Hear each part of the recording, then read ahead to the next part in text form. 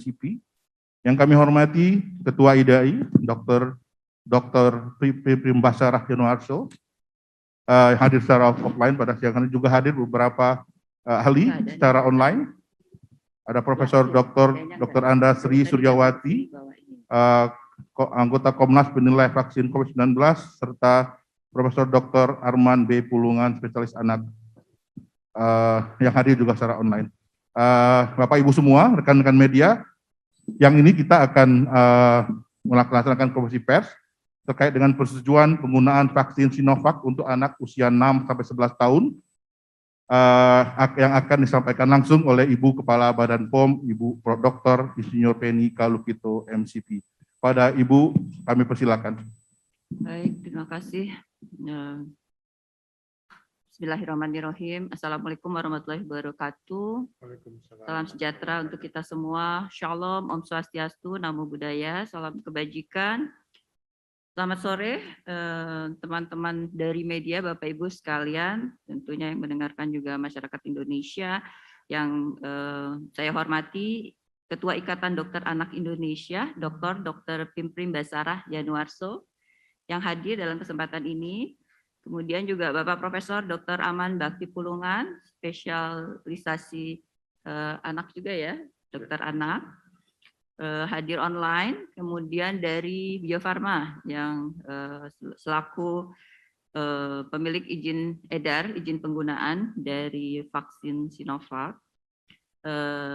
Alhamdulillah tentunya kita bersyukur pada hari ini kami dapat menyampaikan pengumuman untuk telah diterbitkannya izin penggunaan vaksin COVID-19 dari vaksin Sinovac, CoronaVac, dan vaksin COVID-19 dari Bio Farma untuk anak usia 6 sampai dengan 11 tahun. Jadi ini menyusul pada izin penggunaan sebelumnya, yaitu 12 sampai 17 tahun. Jadi sekarang penggunaan dari vaksin Sinovac bisa digunakan untuk vaksinasi anak untuk usia 6 sampai dengan 17 tahun dan tentunya dewasa. Saya kira ini suatu berita yang menggembirakan ya, karena kami yakin sekali bahwa vaksinasi anak sangat menjadi suatu yang urgent sekarang, apalagi pembelajaran, pembelajaran dan pengajaran tatap muka sudah dimulai, dan nanti tentunya para ahlinya nanti akan menyampaikan urgensi dan prioritas ya, dan isu-isu yang komprehensif tentunya dikaitkan kenapa anak-anak perlu segera juga divaksinasi COVID-19. Sekarang ini walaupun memang alhamdulillah kita bersyukur dengan berbagai upaya yang kita lakukan dengan bekerja sama, kasus tren dari konfirmasi COVID-19 Indonesia terus menurun, namun karena pandemik di belahan dunia lain juga masih banyak yang angka positif rate-nya meningkat, sehingga masih menjadi kewaspadaan kita semua. Pandemik belum berakhir, kita harus tetap terus menggulirkan seluas mungkin program vaksinasi COVID-19 ini. Dan saya kira segmen usia anak-anak menjadi segmen usia yang penting.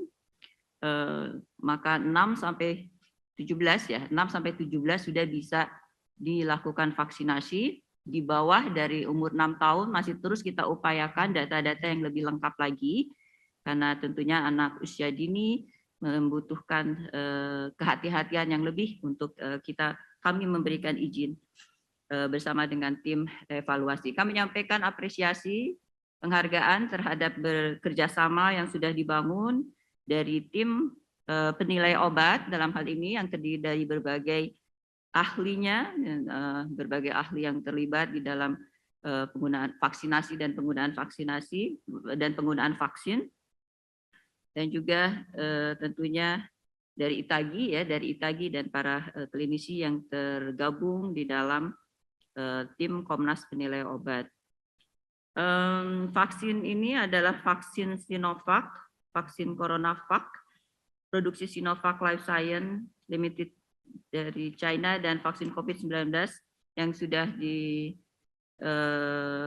fill and finish di PT Bio Farma ya, yang didapatkan.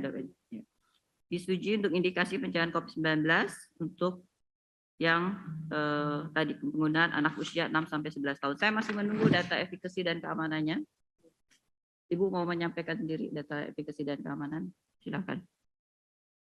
Akan dibacakan data efikasi dan keamanan dari vaksin COVID-19 berdasarkan hasil uji klinik untuk anak usia 6-11 tahun. Silakan, Bu.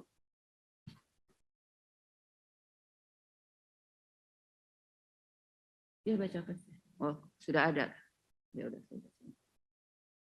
Silakan bacakan. Silakan bacakan. Izin Bu, Ibu Kepala Badan, Kepala Badan POM, kami akan membacakan bagaimana hasil studi klinik fase 1, strip 2 dan fase 2B dari aspek keamanan bahwa efek samping yang dilaporkan dari uji klinik fase 2B anak usia 6-11 sebanding dengan kelompok usia 12-17 tahun yang sudah disetujui, yaitu 11% dan 14%. Sedangkan dari aspek imunogenisitas, berdasarkan hasil studi klinik fase 1, strip 2 dengan total subjek sejumlah 550 orang, anak-anak, vaksin dapat menginduksi pembentukan antibodi netralisasi. Kemudian pada pengamatan 28 hari setelah vaksinasi dosis kedua, seropositif rates dan seroconversion rates antibodi netralisasi mendekati 100% dan sebanding antara kelompok vaksin dosis rendah dan dosis medium. Kemudian dosis medium 600 satuan unit untuk netralisasi antibodi lebih tinggi dibanding dengan titer antibodi pada vaksin dosis rendah 300 SU.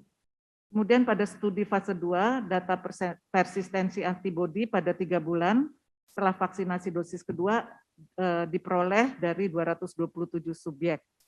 Kemudian seropositif rates antibodi langsung aja paham masyarakat ya bahasanya. Ya, baik. Sehingga kami bisa mendapatkan data bahwa imunogenisitas anak superior dari dewasa dengan GMT 118/7 versus 14,1, sedangkan seropositif rates-nya 96,15% versus 89,04%.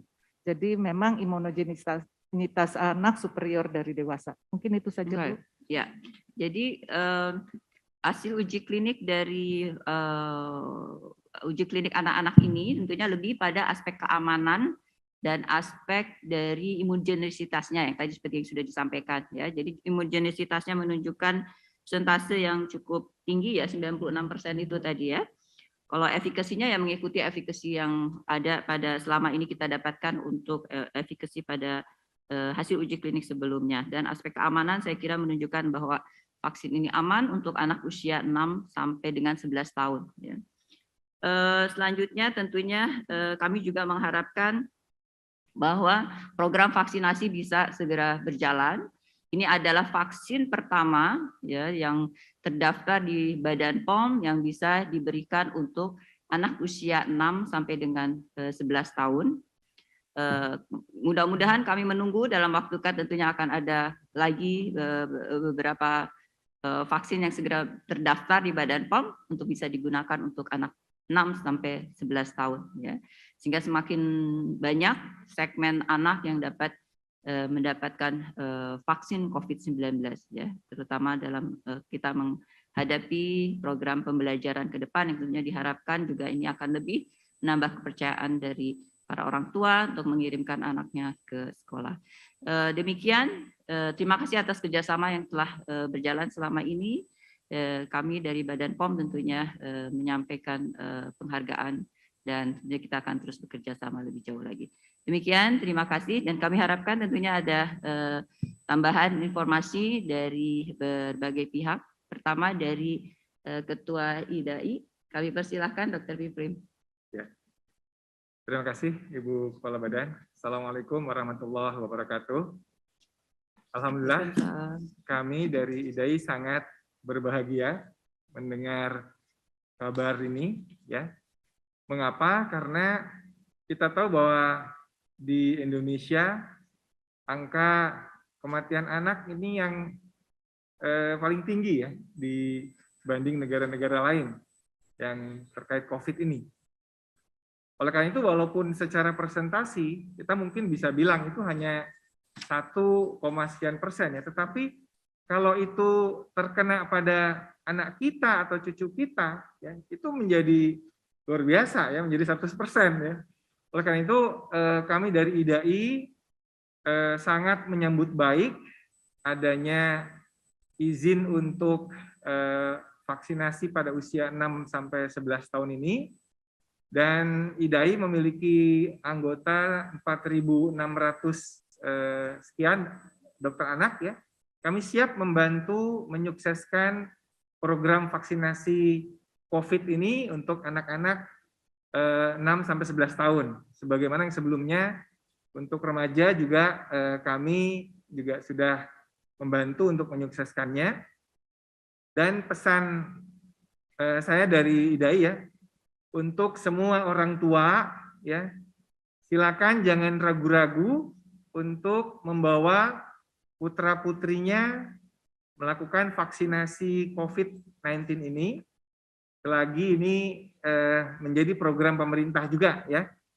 Karena anak-anak itu selain bisa tertular juga bisa menularkan. Ya, anak-anak ini banyak yang jadi OTG sehingga dia tidak ketahuan mengidap COVID kemudian menularkan kemana-mana, terutama jika menularkan kepada eyangnya atau kepada orang tuanya atau om tantenya yang ada komorbid, tentu ini bisa menjadi sangat fatal akibatnya. Dengan demikian, mari kita sambut ya berita gembira ini dengan melakukan vaksinasi kepada anak-anak kita, kepada cucu-cucu kita, agar mereka sehat dan pandemi ini bisa segera reda. Terima kasih. Assalamualaikum warahmatullahi wabarakatuh. Baik, terima kasih Dr. Piprim. Saya melihat online ada dari ITAGI, ada Profesor Hindra Irawan Satari, kemudian ada Profesor Aman Pulungan. Saya mohon kedua beliau untuk memberikan tanggapannya. Pertama, kami minta Profesor Aman Pulungan mungkin karena bersamaan dengan tadi IDAI, Profesor Aman IDAI ya, IDAI ya. Profesor Aman Pulungan sebagai saya bilang Dokter Prof Aman ini patriotnya anak-anak nih, membela kesehatan anak-anak. Jadi tetap kami mintakan pandangannya terkait urgensi untuk vaksinasi anak. Selanjutnya Prof Hindra Satari untuk nanti kemudian. Silakan. Terima kasih Bu Kepala Badan. Assalamualaikum warahmatullahi wabarakatuh. Para rekan-rekan di sini semua, ada guru besar, senior, dan juga pada rekan-rekan media semua yang kami hormati dan kami cintai tentunya, karena ini mengutip partner kita. Ya, alhamdulillah ini akhirnya bisa keluar. Ini betul-betul yang kita harapkan. Dan saya baru selesai dan digantikan oleh Dr. Piprim sekarang, tapi saya tetap menjadi masih Executive Director dari International Pediatric Association dan juga Presiden Dokter Anak se-Asia Pasifik. Jadi saya rasa ini terobosan baru. Terima kasih kepada Badan POM, saya rasa Bu Penny dan teman-teman. Ini alhamdulillah. Tapi ada Tuhan. Saya mohon media betul-betul mengawal ini dan harus memang ini kita lakukan. Yang pertama, ini sekolah tatap muka tidak bisa kita tunda lagi. Dan data yang ada, saya rasa nanti Dr. Piprim juga tahu, waktu kita membuat ini, ya, itu sekitar 50% keluarga tetap belum mau sekolah tatap muka. Jadi dari yang 50% mau itu hanya 50% mulai. Jadi sebetulnya sekolah tatap muka ini belum sampai 50%. Dan kalau ini bisa segera kita lakukan, tentulah developmental index anak kita yang selama 2 tahun ini pasti turun, akan meningkat. Ini yang pertama. Yang kedua, 66% keluarga Indonesia ini, itu kita tinggal dan berkomunikasi erat dengan anak dan lansia. Jadi saya dan Prof. Hingki di depan ini, Prof. Hingki ini kan aki-aki, saya udah opung-opung. Jadi kalau cucu kita sekolah atau apa, ya kita juga bisa terpapar. Jadi 66% ini. Jadi kita kan tidak bisa melindungi lansia saja. Anak harus kita lindungi. Dan yang berikutnya, ekonomi ini akan sesegera jalan. Kalau anak ini kita imunisasi, saya rasa saya dan Prof. Hengki juga mungkin Bu Kepala Badan, kita tidak mau jalan ke restoran atau kemana-mana kalau anak cucu kita tidak ikut, kan, betul? Kalau mereka sudah diimunisasi, kita juga pede membawa mereka. Nah, dan yang berikutnya lagi, ingin saya sampaikan, saya kebetulan Executive Director International Pediatric Association, dan kita baru sampaikan ke WHO. Ada beberapa syarat yang kita minta bahwa anak ini harus sesegera mungkin. Dan salah satu itu, poin nomor 3 yang kita minta itu adalah bahwa semua negara itu harus memberikan kesempatan imunisasi untuk sekolah ini dibuka kepada guru, staf, keluarga, dan anak sekolah.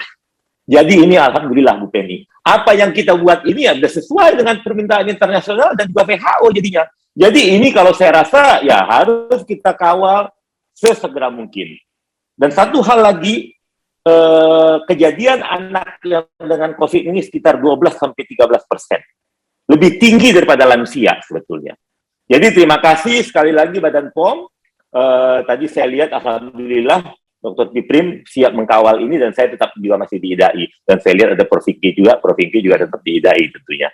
Terima kasih Bu Penny, sekali lagi insya Allah kita berdoa ya, kita kawal ini. Ya, Assalamualaikum warahmatullahi wabarakatuh. Prof. Pulungan. Silakan Prof. Indra Irawan Satari. Nanti kemudian ada juga Prof. Suryawan ya, Sursyawati. Prof. Suryawati adalah anggota dari tim Komnas Penilaian Vaksin COVID-19. Tentu kami ingin mendengarkan pendapatnya tentang tadi kembali aspek hasil-hasil penelitian, evaluasi dari hasil-hasil penelitian uji kliniknya. Silakan Prof. Satari. Terima kasih Ibu Kepala Badan POM yang saya hormati, teman-teman para sejawat, para guru besar, rekan-rekan andalan saya nih, media.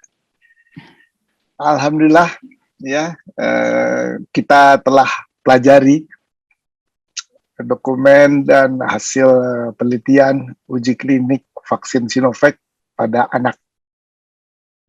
Dan dikaji dengan mendalam. Dan kita sudah dengar tadi hasilnya, alhamdulillah. Sesuai dengan rekomendasi WHO, vaksin ini memenuhi syarat dalam daya lindung dan keamanannya. Tapi saya juga titip bahwa vaksin ini baru. Ya, tentunya kita masih harus kawal, selain kawal diberikan juga vaksin ini ya mengenai keamanan, ya, mengenai daya lindung. Kita sama-sama mengawal. Saya mengandalkan media terus terang, dan terima kasih hubungan kita sampai saat ini saling menguatkan, menguatkan, ya, karena butuh sekali nih kita kekebalan untuk tercapai herd immunity. Kita lihat di Jakarta, cakupan meningkat, yang sakit juga meningkat. Tapi kalau udah dalam keadaan seimbang, virus nggak ada lagi tempat ini, nggak ada tempat lagi buat bermultiplikasi. Yang mau dia vaksin, yang mau dia infeksi udah kebal gara-gara divaksin, yang lain kebal gara-gara sakit. Tapi tentunya tidak perlu kita sakit dulu untuk kebal. Jadi anak-anak ini adalah harus dilindungi dan sekarang sudah tersedia. Alhamdulillah. Jadi saya titip juga para media sebarluaskan berita yang menenangkan ini, yang menyejukkan ini, karena kemarin yang di atas 12 tahun juga cakupannya cukup memuaskan dan aman, ya. Jadi kita harapkan semua masyarakat, saya sih mengharapkannya teman-teman ketahanan keluarga. Yeah. Kalau keluarga kita tahan, insya Allah deh. Ini ujian kita 2 bulan ini nih, November sama Desember nih. Kalau November sama Desember cakupan imunisasi meningkat, kemudian 3M, 3T kita konsisten, insya Allah kelandaian ini dapat kita pertahankan.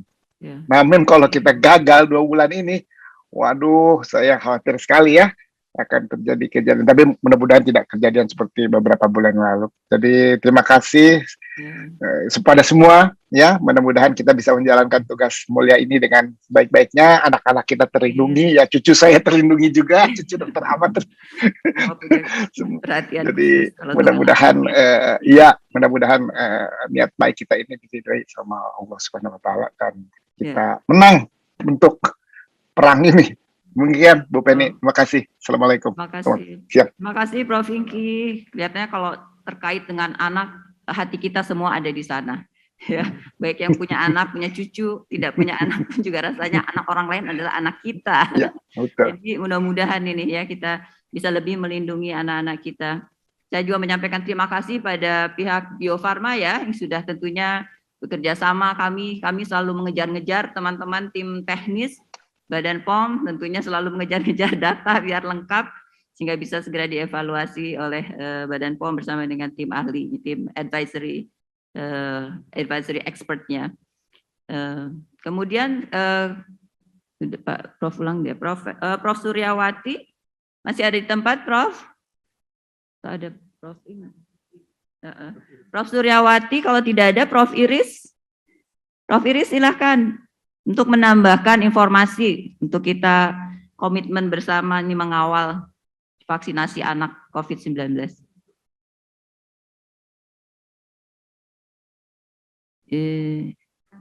Oh ya, unmute Pak. Ya, silakan, Prof. Terima kasih Ibu Badan.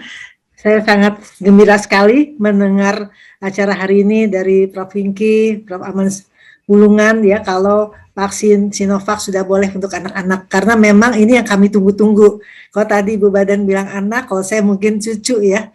Jadi memang kita sangat menanti, mudah-mudahan vaksin ini bisa meningkatkan akselerasi untuk vaksinasi di Indonesia, karena sebagian besar memang adalah anak-anak dan mereka pada usia sekolah. Nah ini penting sekali karena untuk meningkatkan imunitas, karena tidak cukup hanya guru-guru saja ya, tetapi anak-anak juga. Jadi kalau kita lihat imunitas harus dari dua pihak, tidak bisa hanya satu pihak, karena anak-anak bisa saling menularkan satu dengan yang lain juga.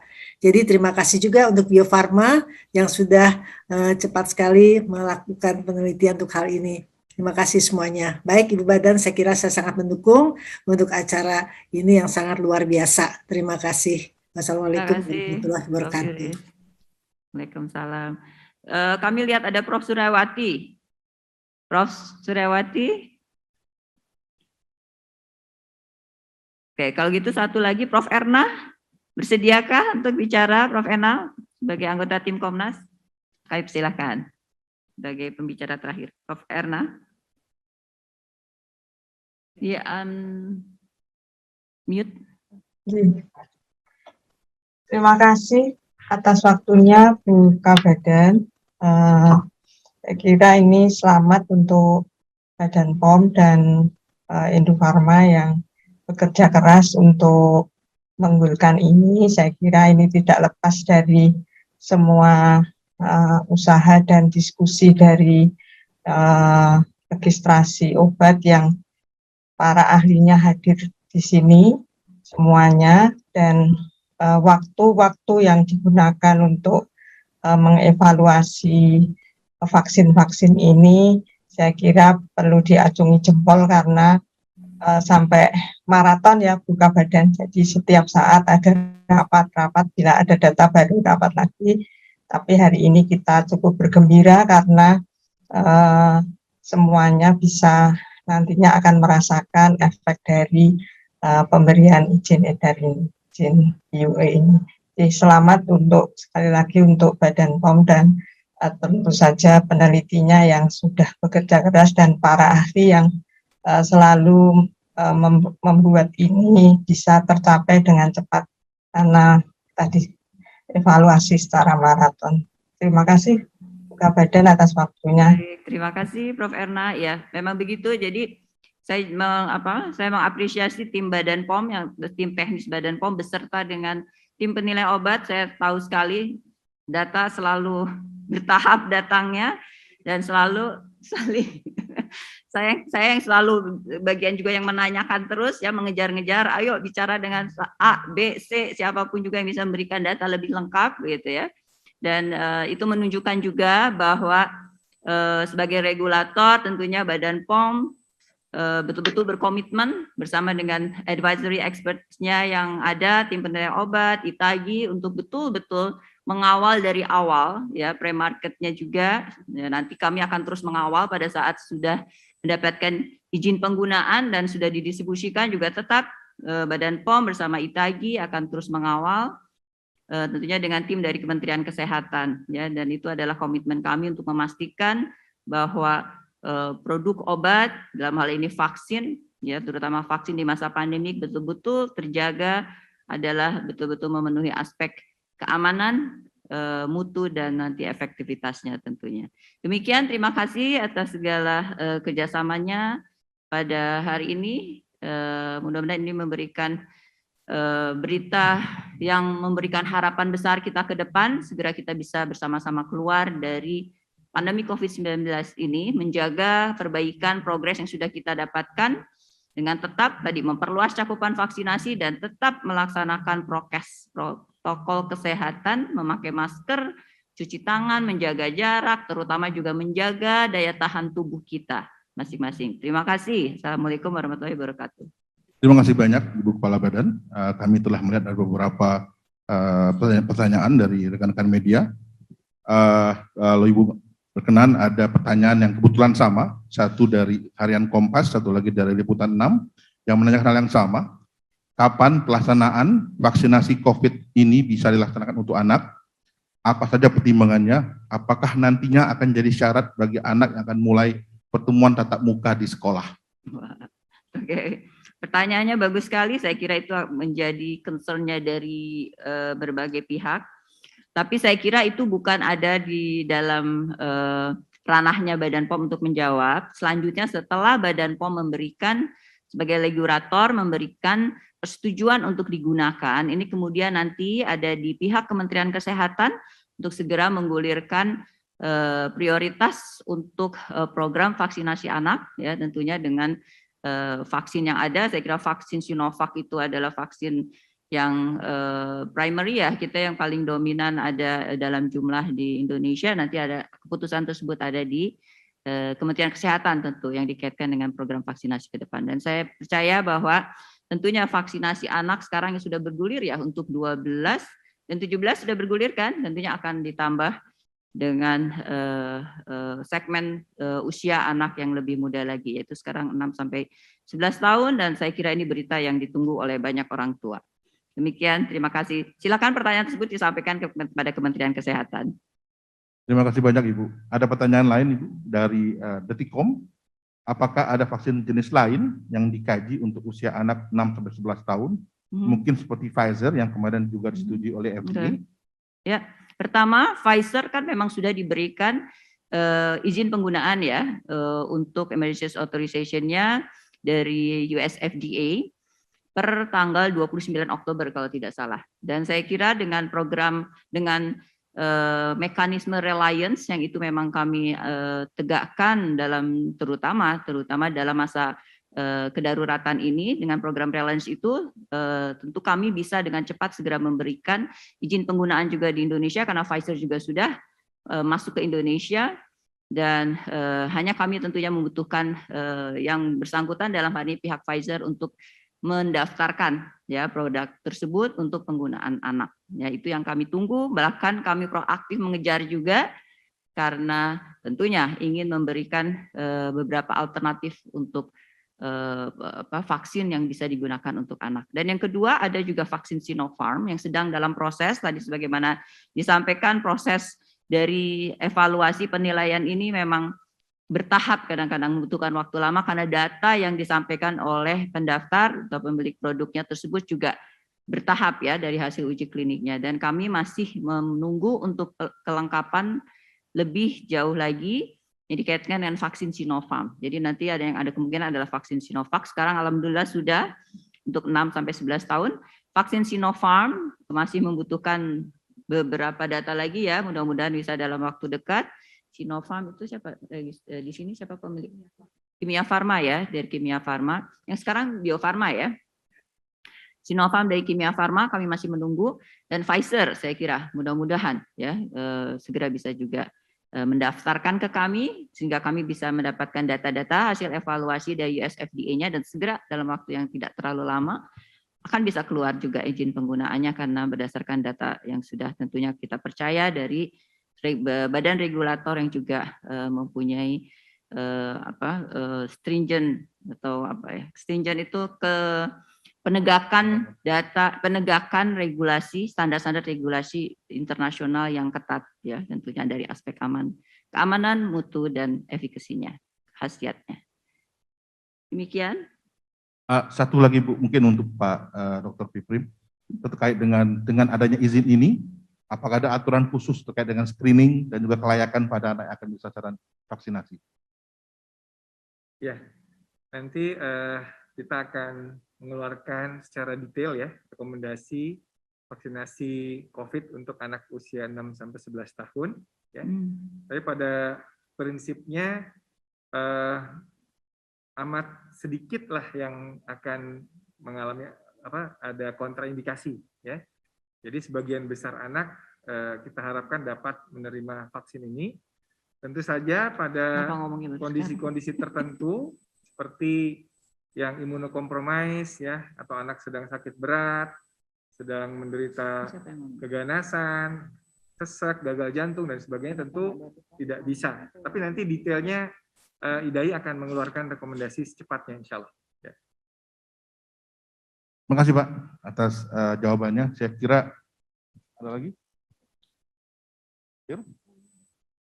Pak tadi sudah dijawab. Ya, apakah melanjutan Pak sebenarnya? Apakah ada aturan-aturan pemberian sebab anak usia 6 sampai 11 juga masih mengikuti imunisasi BCG dan DPT? Komplikasi ya. Gitu, Pak. Mungkin tidak Ya, ada interaksi ya. BCG kan 1 bulan ya.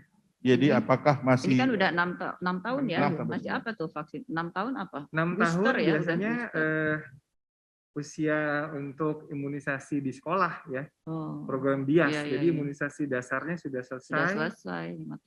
Terakhir biasanya kita kasih imunisasi lanjutan tuh di usia 5 tahun. Nanti ada lagi di 7 tahun. Jadi kalau 6 tahun memang yang program itu sudah tidak ada. Jadi kita bisa itu mungkin kerjasama dengan sekolah ya, biar lebih efektif. Karena ini kan sebagian besar anak usia SD ya. Demikian, Bapak Ibu, saya kira sudah cukup jelas.